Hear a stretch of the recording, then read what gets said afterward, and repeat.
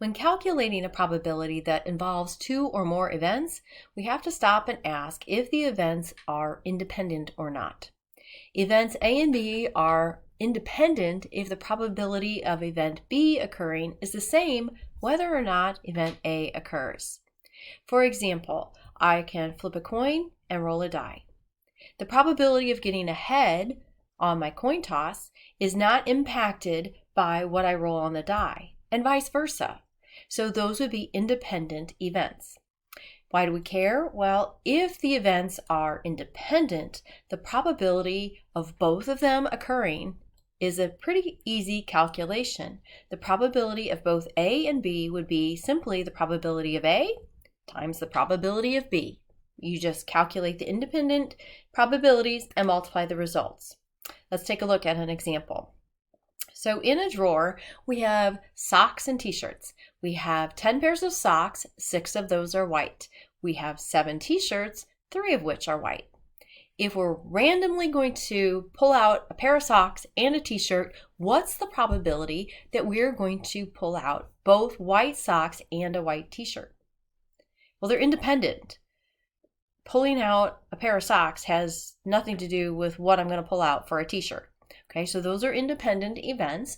So I simply have to calculate the probability of getting white socks times the probability of getting a white t-shirt. And that's the probability of getting both.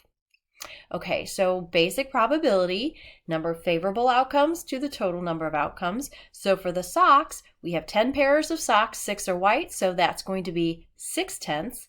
For the t-shirts, 3 of the t-shirts are white out of a total of 7, so we can multiply this through. You could do a little bit of reducing first or at the end. You should get a final answer of 9/35. All right, you think you got it? Let's try another one. A card is pulled from a deck of cards and noted. The card is then replaced. The deck is shuffled and a second card is removed and noted. What is the probability that both cards are aces? Okay, so is this independent events? Yes, because we're replacing the card. That's the biggest tip-off. We're replacing the card. The shuffling may or may not have anything to do with it, but it definitely helps to say that this is a completely separate event, the second card. Okay, so now pause if you think you've got this and see if you can come up with the probability that I get an ace and then another ace. All right, let's see how you did. There's one ace in every suit, so there are 4 total. So the probability that both are aces is going to be the probability that the first is an ace times the probability that the second is an ace. Well, that's 4 out of 36 in both cases, which simplifies to 1 out of 9 in both cases, which gives me a final probability of 1/81.